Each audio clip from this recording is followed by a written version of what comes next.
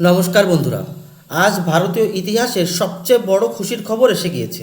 এতদিন পর্যন্ত আমাদের ভারতীয়দের মনে একটি আফসোস ছিল যে অমুক দেশ কাঁচা তেলের ভাণ্ডারে পরিপূর্ণ, তমুক দেশ প্রাকৃতিক গ্যাসে পরিপূর্ণ।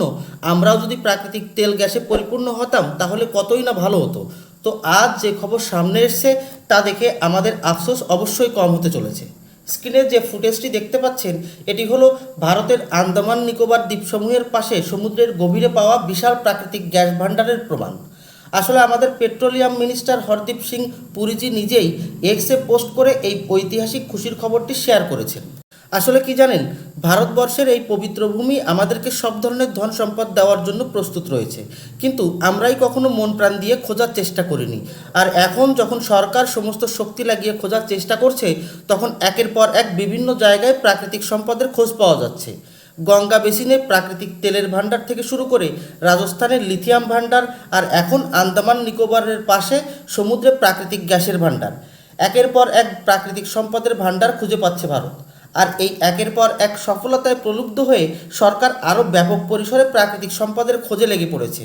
সরকার প্রাইভেট কোম্পানিগুলোকে সাথে নিয়ে ভারতের সমস্ত ভূভাগ থেকে শুরু করে হিন্দু মহাসাগরেও তেল গ্যাস খোঁজার কাজে যুদ্ধস্তরে কাজ করে চলেছে।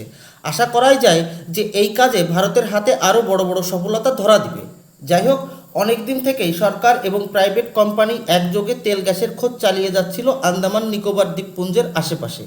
আর এখন এই দ্বীপপুঞ্জের 15 কিলোমিটার দূরে সমুদ্রের তলদেশে প্রাকৃতিক গ্যাসের ভাণ্ডার পাওয়া গেল। এখন এই কাজের সাথে জড়িত ইঞ্জিনিয়াররা এবং বিজ্ঞানীরা এটি খতিয়ে দেখছে যে ঠিক কত বিশাল বড় গ্যাস ভাণ্ডার এখানে মজুদ রয়েছে। সেই হিসাবেই এখানে গ্যাস উত্তোলনের জন্য ইনফ্রাস্ট্রাকচার তৈরি করা হবে। জানলে অবাক হবেন যে সমুদ্রের তলদেশে মাটির নিচে প্রায় 2 কিলোমিটার ড্রিল করার পর এই গ্যাসের অস্তিত্ব সামনে এসছে। রিপোর্ট তো এটাও বলছে যে আন্দামান নিকোবর দ্বীপপুঞ্জের আরও দূরে গভীর সমুদ্রে এর থেকেও আরও বিশাল কাঁচা তেলের ভাণ্ডার পাওয়া যেতে পারে।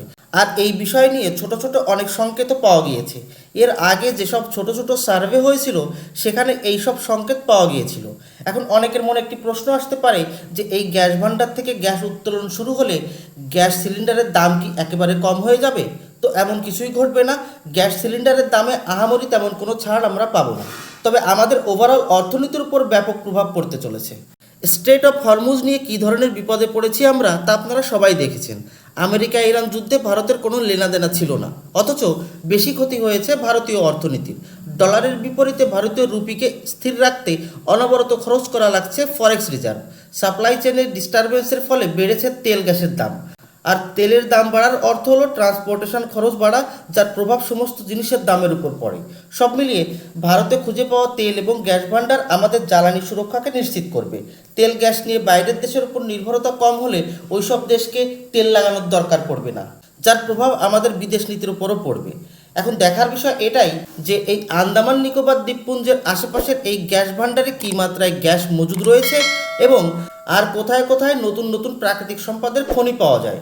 নমস্কার, জয় হিন্দ।